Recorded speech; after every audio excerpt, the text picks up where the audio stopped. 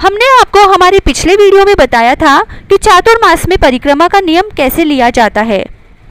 आज के वीडियो में हम जानते हैं अगला नियम, चातुर्मास स्नान कैसे करें। चातुर्मास स्नान यानी राम चौमासा नहाने का नियम लिया जाता है। यदि आप भी यह नियम ले रहे हैं तो इसे ऐसे पूरा करें। यह नियम भी परिक्रमा नियम की तरह 3 चातुर्मास का लिया जाता है।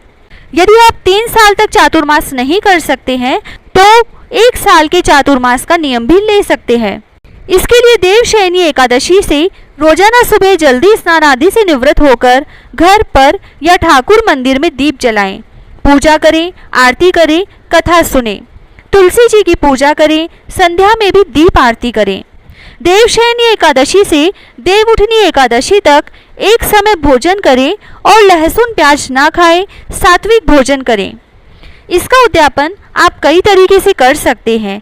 जैसे आप चाहें तो हर महीने के आखिर में जोड़ा जोड़ी यानी ब्राह्मण और ब्राह्मणी को जिमाकर अपनी श्रद्धा अनुसार कपड़े, दक्षिणा और खाने पीने का सामान भेंट करें। उद्यापन करने के दूसरे तरीके में आप सावन महीने में हरी सब्जी नहीं खाने का नियम लें और महीने के आखिर में हरी सब्जियां मंदिर या ब्राह्मण को दान में दे दें। फिर भाद्रपद महीने में दही ना खाएं और आखिर में दही दान में दे दें। आसोज यानी अश्विन महीने में खीर, दूध, चावल ना खाएं और आखिर में यही दान करें।